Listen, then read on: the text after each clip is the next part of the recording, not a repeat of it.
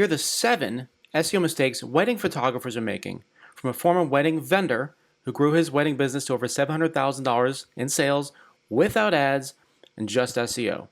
Number 1, blogging. I know.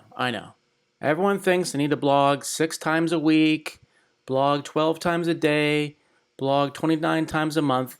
I'm being hyperbolic, but you know what I mean. This is just simply bad advice that got picked up around 2011, 2012, and it's just false. It's just flat out wrong. If you're a local wedding photographer, you do not need to blog. Why is that? Where did that advice come from? It's because blogging makes sense if you're on a national level, then blogging makes sense because the people who are finding your blog posts, you can serve them anywhere. But if you are in Austin, Texas, or Tampa, Florida, or Annapolis, Maryland, it doesn't matter if you blog and someone in Seattle sees it because you don't serve Seattle. So blogging is simply one of those sacred cows that just got kind of regurgitated over the years. And if you ask me, the people who perpetuated that falsity should be thrown in jail for lies against humanity. I'm going to tell you something that might be controversial compared to advice you've heard over the years regarding blogging. Blogging is actually bad for you if you're not doing it right. And if you're a local photographer, you simply don't need to blog, like ever. So who is blogging actually for? If you're a national level publication, let's say Wedding Wire, let's say The Knot, blogging makes perfect sense because when they put out 12 tips for wedding dresses in 2025, that makes sense because they have reach that's national and even global.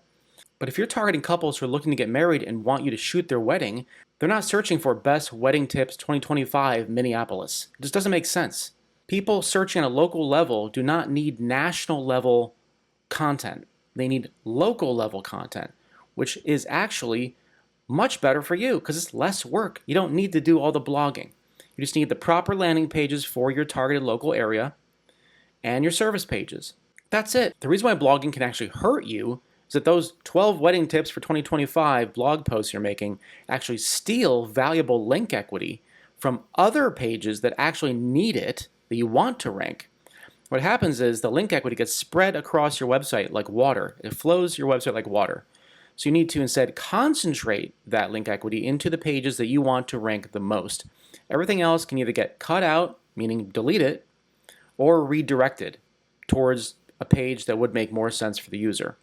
Now, there might be some pages that have other purposes, maybe for publicity or things like that, that can be treated on a case-by-case basis. But at the end of the day, what you want is lean and tight and compact. You do not want bloated and scattered and Frankenstein. Because when that link equity spreads through your site, it weakens all the pages at the same time. Those pages that you do want to rank, that people are actually looking for when they're searching for you. So you want to instead carve that out and consolidate it into the pages that matter the most. Those pages are going to be the ones that actually bring you clients and make you money. Number 2, no geo-targeted pages for the areas you do serve. So let's say you serve Tulsa, Oklahoma. You need to have a page, a landing page, that targets Tulsa, Oklahoma. Or let's say you serve Cincinnati, Ohio. You need to have a page that targets Cincinnati. Now, what if you serve multiple areas? Well, you can have multiple landing pages, one for each area that you serve. Let's say you serve Houston, Texas, Austin, Texas, and San Antonio. Well, you can have one landing page for each area that you serve. That way, you're getting people from each area coming in a siloed fashion. You don't want to combine all of them and just say Texas. Number 3 is no or weak service pages. What I mean by service page is a page that actually lists the services you provide. So if you're a wedding photographer, you would have a wedding photographer service page. This is where you could list out your pricing, your FAQ, your turnaround time, etc., etc. And be targeted specifically for that service. Now, what you don't want to do here is consolidate all of your services onto one page. That's very bad. That's a big no-no. So if you are doing wedding photography and you're doing maternity and you're doing family portraits, you're going to have them, again, broken out into silos, their own respective service pages. And then you target those pages individually unto themselves. You do not want to combine all of them into one giant master page and just say, here's my price for weddings, here's my price for maternity, here's my price for elopements. You got to break them out into separate pages and have each of them stand alone on their own so they can pull in traffic individually, and that way Google understands what each of those pages is actually about. Number 4 is your home page. Now, wedding photographers are really amazing and great at just making everything feel really good.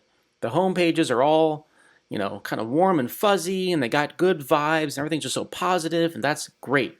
The problem is a lot of that stuff is not really conducive for SEO purposes. Aesthetically, everything looks amazing, but you're not giving Google what it's looking for. And Google is looking for content. It's looking for food for the spiders to eat. Remember, Google is literally crawling your website looking for content. So if the only content you have is a small snippet of text at the top or maybe in the middle that describes what you do, you're not taking full advantage of telling Google exactly what your business is about, why it should care, and really giving it nice, in-depth content that tells Google and makes Google understand what your business is about. Don't assume Google understands what your business is about. I tell people all the time, Google is incredibly sophisticated and dumb as rocks all at the same time. So you can't assume it's just going to figure it out. You got to say, if you're a wedding photographer in Harrisburg, Pennsylvania, you need to put that in that page. You need to say wedding photographer, wedding photographer, wedding photographer.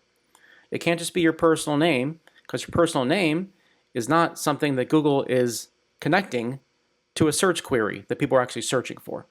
Number 5 is internal linking. So this is easy, and this is something you can control, and you can get it done in 2 to 3 hours maybe, depending how much content you have, and of course it can be done over time. This is simply linking to your most valuable landing pages from inside other pages on your site. So let's say you want to propel your wedding photographer Las Vegas page up in the rankings. An easy thing you can do is to link to that page from other content inside your website. So if you have blog posts or other pages, maybe other service pages or other geographically targeted pages, you'd simply link to that page from those other pages to create a nice little web of internal linking for Google. Google needs to be able to crawl your site efficiently. And you can't assume it's going to index or crawl everything. So you need to really help it and say, this page is about being a wedding photographer in Las Vegas. This page is about being a wedding photographer in Salt Lake City, Utah, whatever. The more you link to that page from inside that content, the more you're giving Google the signals it's looking for, and also using that anchor text, such as wedding photographer Las Vegas or Salt Lake City or whatever, Denver. Then you're telling Google, you're pointing to that page saying, this page is about this thing, Google, and you need to pay attention. And that way, when you start to get enough of that going on, plus your external link equity from websites that are linking to you, all of that combined tells Google, okay, this page is about this, and starts to treat it as such and rank it up in the search results. Number 6 is unoptimized title tags and meta descriptions. Again, this is all in your control and it's easy to do, and it moves the needle for your business. So if you have a title tag on your homepage that says home or just your name, you're not targeting your keywords. The keywords are what get Google to understand what your business is about and treat it as such. So look at your homepage title tag. This is the title this shows in your browser tab. If it says home or if it says Ashley Johnson or whatever your name might be, you're not optimizing your title tags properly. I remember getting a job in New York at a marketing agency around 2008, 2009, and before I got the job, they gave me a quiz. And one of the questions on the quiz was, what is the most important aspect of on-site SEO to help with your rankings? The answer was your title tags. So if you're not taking advantage of your title tags, you're not optimizing them properly with the keywords that make sense for your business, then this is just a big miss. You got to take care of that. Do that work. It's easy to do. You'll start to see improvements in your rankings. And last but not least, number 7 is you're just guessing on what to do. You're not looking at analytics. So if you're not using Google Search Console, which is completely free, you're completely in the dark about what to do regarding your website. So the first thing you should do is sign up for Google Search Console, add your website, and it tells you what you're ranking for, what keywords are populating your website when people search for a keyword, and that tells you what keywords you should focus on. This is valuable data that you need to make good decisions for your website. So make sure you sign up for Google Search Console, totally free. Get that data coming in so you can start to make smart decisions for your SEO. If all this is overwhelming and gives you headaches, feel free to reach out to me. There's a link in the description of the video below. We'll jump on a call and we'll go over your website and we'll talk about how I might be able to help you. If you make these changes, you will definitely see an improvement in your rankings very soon to get more clients from Google without paid ads and really take your business to the next level.